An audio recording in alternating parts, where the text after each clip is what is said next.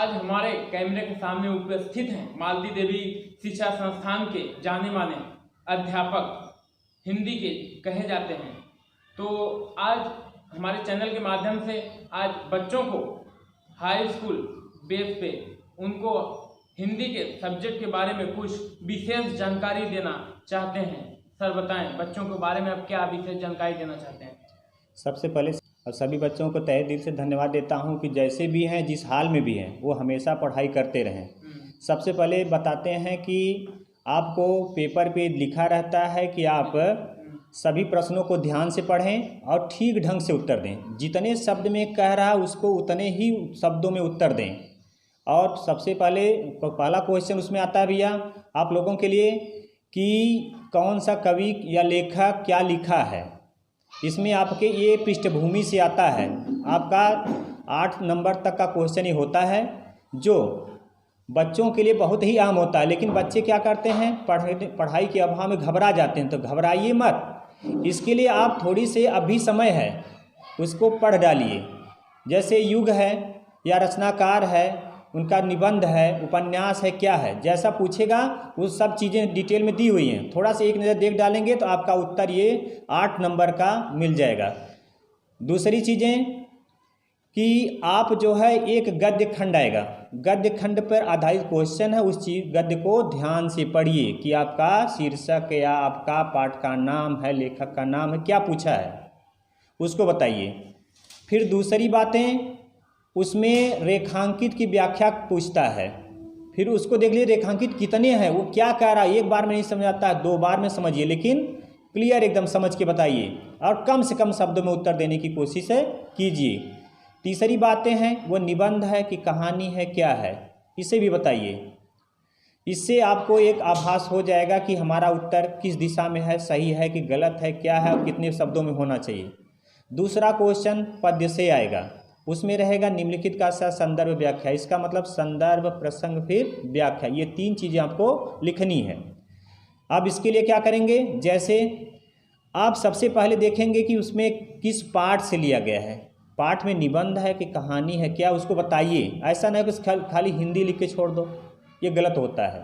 आपकी हिंदी का नाम कुछ है, कुछ पद्य का भी नाम होगा, तो उसके नाम के अनुरूप ही उसकी व्याख्या करिए, उसका संदर्भ बनाइए, उसका प्रसंग बनाइए, तब आपका सही माना जाएगा। तीसरा क्वेश्चन उसमें से आने वाला है आपका संस्कृत, जो अनिवार्य संस्कृत के नाम से भी जाना जाता है। तो इसके लिए क्या करना है, पहले प्रश्न के निर्देश को भली भांति पढ़िए, वो क्या कह रहा है, उसी के अनुरूप उत्तर देंगे। उसमें से कुछ पाठों पर आधारित क्वेश्चन भी रहते हैं, 2 ठो या 3 ठे रहेगा, उस पर आपको ध्यान से पढ़ करके उसका भी उत्तर देना है। वो किताब से ही रिलेटिव रहेगा। और इसके अगले क्वेश्चन पर चलेंगे तो सुक्ति टाइप में देता है, उसका भी संदर्भ, प्रसंग, व्याख्या लिखनी है। रही बात व्याकरण की, तो व्याकरण में आप कितने अच्छे ढंग से पढ़े हैं, उसमें तत्सम, तद्भव, पर्यायवाची, समानार्थी ऐसे शब्द आते हैं। अब पहचानेंगे कैसे, तो जो शब्द हम लोग बोलचाल की भाषा में प्रयोग करते हैं वह सब तद्भव आते हैं। और जो शब्द बेटा संस्कृत से सीधे हिंदी की तरफ आए हैं, जिसे साहित्यिक हिंदी भी कह सकते हैं आप, इसमें आपको ये सब तत्सम में आते हैं। अब जैसे पर्यायवाची में कितने हैं, तो 2 या 3 शब्द आपको देने पड़ते हैं। कोई भी पर्यायवाची शब्द है, चाहे सूर्य है या बादल है, उसके आप 3 ही याद करिएगा, ज़्यादा मत याद करिएगा, इससे आपका काम हो जाएगा। फिर रहता है आप में उपसर्ग। उपसर्ग किसी भी शब्द के पूर्व जोड़ने वाले शब्द को उपसर्ग कहते हैं। जैसे में आपका एक शब्द है, उसमें आप प्रति जोड़ देंगे तो क्या बनेगा, प्रत्येक बनेगा। इस तरह से आपको 2 नंबर का क्वेश्चन या 3 नंबर का क्वेश्चन रहेगा। चौथी बातें क्या है, इसमें आपका प्रत्यय आता है, किसी शब्द के आगे जुड़ेगा। ये आगे जुड़ने पर क्या करता है, उसके रूप को बदल देगा, उसका अर्थ भी बदल जाएगा। तो उसमें जैसे है बेटा, अब बचपन है तो बच शब्द आपको मिल गया है, तो पन इसमें जोड़ देंगे तो बचपन हो जाएगा। अपना शब्द है, उसमें त्व जोड़ देंगे तो अपनत्व हो जाएगा। फिर घबरा रहे हैं, उसमें आहट शब्द जोड़ दिए तो घबराहट हो जाएगा। इस तरह से देखा जाए तो आपका ये व्याकरण का क्वेश्चन बहुत ही सुटेबल हो जाएगा। और इसके बाद अगला क्वेश्चन आपका रहेगा जो बहुत बड़ा है, जो बड़ा लिखना भी पड़ता है, उसमें आपका आता है निबंध। और निबंध के लिए क्या करेंगे? निबंध के लिए सबसे पहले भैया उसकी रूपरेखा तैयार करिए। रूपरेखा के बाद उसमें पहली हेडिंग प्रस्तावना है। प्रस्तावना में किस विषय पे आप निबंध लिख रहे हैं? विज्ञान है तो पहले आप ये बताइए कि विज्ञान किसे कहते हैं, विज्ञान किसे कहते हैं, फिर विज्ञान की परिभाषा, फिर शाब्दिक अर्थ, फिर इससे लाभ, फिर इसकी हानियाँ, फिर इससे हमारे ऊपर प्रभाव, हमारे वातावरण के ऊपर प्रभाव, ये सब चीज़ें आपको ध्यान से पढ़ के देना होगा, तब आपका पेपर ये शुद्ध तरह से हो पाएगा।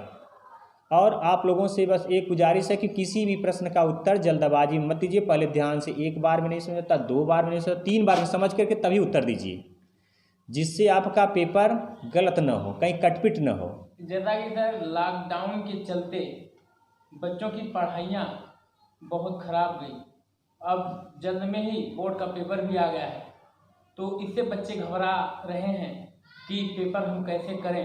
कुछ लोग बच्चे तो ऐसे होते हैं पेपर देखने के बाद घबरा जाते हैं, जो पढ़े होते हैं वो भी और जो नहीं पढ़े होते हैं वो भी। तो इस पर आप क्या बच्चों को सलाह देना चाहते हैं?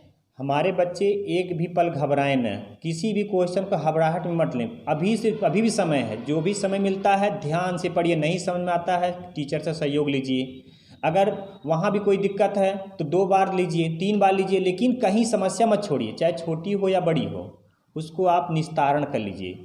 निस्तारण कर लेंगे तो आपका पेपर आसान होगा आपके लिए। कहीं घबराहट है किसी बात को लेकर, आप उस टेंशन को घर वालों से कहिए। घर वाले नहीं समझ पा रहे हैं तो हम गार्जियन से, तो टीचर से मिलिए। मतलब जिस टाइप की समस्या हो उसको उसी स्तर पर रखिए, आपका सलूशन मिल जाएगा। सबसे पहले बच्चे हमारे डरे मत, टाइम टेबल एक बना लें। 2 घंटे या 3 घंटे चाहे आप जो भी पढ़ते हैं, इसको 2 घंटा से लेकर 3 घंटा तक एक बार पार्ट में बनाइए, फिर 3 घंटा बाद में बनाइए। दोनों मिला के कम से कम डेली आप 6 घंटे पढ़ाई करिए। उसमें आप अपना रटने का प्रयास हो, समझने का प्रयास हो, या रफ करके राइटिंग सुधारने का प्रयास हो। आप भैया